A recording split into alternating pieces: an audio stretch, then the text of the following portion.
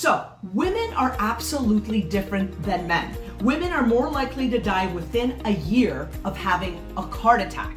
Within a year, okay? I'm not sure if people know this statistic, all right? And it's called a silent killer because it can start in childhood and then it kind of slowly progresses throughout the years until whammo, somebody has a heart attack.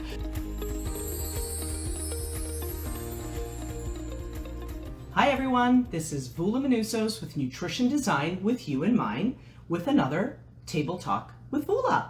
Welcome. May is, Women's Health Month. So I really wanted to highlight heart health in women specifically because I think we don't talk about it enough. We talk about other diseases like breast cancer, but we really don't talk about heart health. And I want to be able to give you some really good suggestions at the end and recommendations as to how to keep your heart healthy, but at the same time, help manage your weight. I do believe in killing many birds with one stone. And I've got a range of products here tonight, and I'm hoping to review some of them just to give you a little bit of insight on how you can put some of these foods onto your plate really quickly, feel good about it, have the food taste great, and really be promoting that heart health and your weight management at the same time. So, did you know that heart disease claims the lives of 400,000 women per year? 400,000 women per year. That is one per minute. That's a lot of women. It is the #1 cause of death in women in America, with stroke being the third.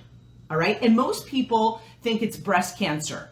And there's a lot of emphasis on breast cancer. And it's mostly because, there are image issues around breast cancer, and it's highlighted obviously a lot more than heart disease in women. We hear more about heart disease in men, but not so much in women. But it is a very important factor, as you're going to find out tonight. So women bear children, women have careers, women are mothers, aunts, sisters. They are multitasking. They are doing so much for everyone that they oftentimes put their health on the wayside. They might not get their physicals done or what they need to do in order to take good care of their bodies, including their hearts. So let's look at what would put somebody at risk of heart disease and look at some really good actionable steps to help you guys get moving towards a more heart healthy diet and a diet that will help manage your weight as well. So common risk factors are increased blood pressure, high cholesterol, a sedentary lifestyle, smoking, a family history of heart disease, obviously not in your control, but does not help. Age, being older puts you more at risk. So women are absolutely different than men. Women are more likely to die within a year of having a heart attack. Within a year, okay? I'm not sure if people know this statistic, all right? And it's called a silent killer because it can start in childhood and then it kind of slowly progresses throughout the years until whammo, somebody has a heart attack. So it's super important for us to try to take care of our heart. And now having diabetes, or if you smoke or if you're sedentary or overweight will make these risk factors even worse. So how can lifestyle help you decrease the risk of a heart attack? All right, so there are 2 dietary patterns that I want to talk about today that are going to help us. So one of them is the DASH diet, and the other one is the Mediterranean diet. And both of these dietary patterns really do help promote heart health and help us manage our weight. And I will explain why. So first of all, the DASH diet stands for Dietary Approaches to Stopping Hypertension. So we're looking to stop cardiac disease by decreasing our blood pressure. And the tenets of this diet are mostly, and I love this, and I truly believe in this, actually. I don't think people get enough fiber. And both of these dietary patterns promote higher fiber, healthier fat intake, lean proteins, and lower sodium, okay? And I am huge on the healthy fats and fiber and lean proteins. If people got enough fiber, just to start on that point, I don't think we'd have half the issues that we have today. And where is fiber found? Well, fiber is in fruits, it's in vegetables, and it's in whole grains. And we don't get enough of any of these. People think they eat enough vegetables. They don't. They're probably getting a cup's worth a day. They think they're getting 3. They're absolutely not getting 3. So we need to shift our focus and try to figure out how we can incorporate more of these vegetables, more of these whole grains into our diet instead of the convenience, white refined carbohydrates that are causing some of these issues like the diabetes and the heart disease and the problems with weight that people are having. So I want to talk about salt first, okay? Because what happens with salt, if you're eating a diet that's really high in salt, and I don't mean, people tell me I don't have a salt shaker on the table. It's not just a salt shaker. There are hidden forms of salt all over the place. Eating out, there's going to be a ton of salt when you eat out, regardless. That's going to be very difficult to kind of manage. So if you eat out frequently, that's going to be an issue with regards to salt and cardiac health.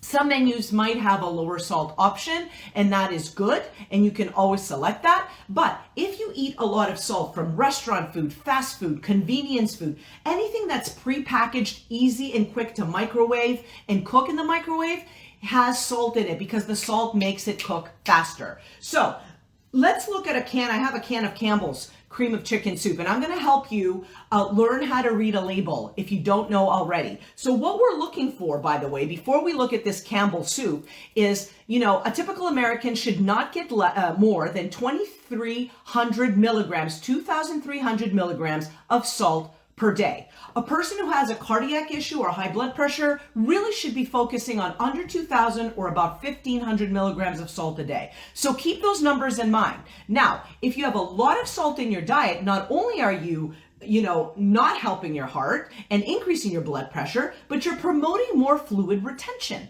So people wake up the next day and they weigh themselves, which, I'm totally against weighing yourself every day because there are such fluctuations in weight every single day, okay? It could be the time of the day that you're weighing yourself. It could be, you might have your menstrual period. That will shift fluid weight. Or if you ate Chinese the night before, guess what? You might gain 3 pounds of fluid because of all the sodium that was in the food that you consumed, okay? So salt brings water with it. So you will retain more fluid and you think that you've gained weight or fat, but it's really fluid. So you really want to manage the amount of salt because it'll make you feel like you're heavier than you are and you're not. So for those 2 reasons, we want to try to minimize the sodium in our diet. So let's go back to this Campbell soup. So the way you want to really read this label is first you want to look at the serving size. So the first thing you need to do is look at that serving size because all of the information on the label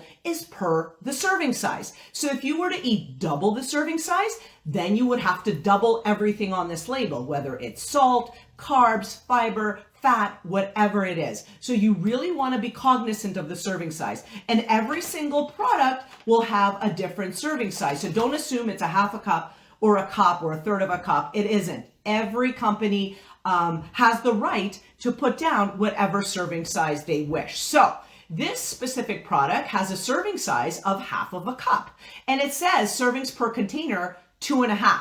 That just says it has 2.5 half servings in here. That's what that means. All right. So that half a cup, let's look at the sodium because that's what we're interested in right now. So a half a cup, and this is an 8-ounce can. So it has 2 half cups, has 870 milligrams of sodium. 870. I said 2,300 for a regular American, somebody with heart disease or high blood pressure, under 2,000 or 1,500, depending on the restriction from their physician. So we are looking at a very high sodium content soup, and that's for half a cup. If I were to consume this whole soup, it would be double that, which is over 1,700 milligrams, which is very close to what I need for the full day. So eating a whole can of this, forget the carbs, forget the fat for a moment, you are getting a ton of salt. All right. So I would expect you to maybe retain fluid the next morning. I would expect you to have issues with your blood pressure and your heart if you were to be, consuming Campbell's soup every single day. Now, once in a while is not a big issue, but you want to be mindful. Another big one are condiments like ketchup and barbecue sauce and garlic powder or garlic salt, bouillon cubes, Knorr products. Soy sauce, okay? Now this is a big one. Now if you look at the soy sauce label, the serving size is 1 tablespoon. And and this is the low sodium soy sauce, okay? So 1 tablespoon of the low sodium soy sauce is giving me 590 milligrams of sodium. That's 1 tablespoon. I can easily get that in a dish, easily, or even on your plate if you're seasoning your food with more soy sauce. And if it comes to Asian, you know they're using this or MSG, which is a sodium product, and your sodium is absolutely through the roof. So 590, that's a third of what you need if you're on a very restricted sodium diet. So you really want to be mindful of your condiments, your prepackaged, your pre-prepared foods. Let's look at one other one real quick. So ketchup. A tablespoon of ketchup has 170 milligrams. That's a tablespoon, okay? Not as bad as my soy sauce, but if you were to eat 3 or 4 tablespoons of ketchup, which you could easily consume if you were having a whole dish of French fries, then we're up to 4 or 5 or 600 milligrams of sodium just from your ketchup alone.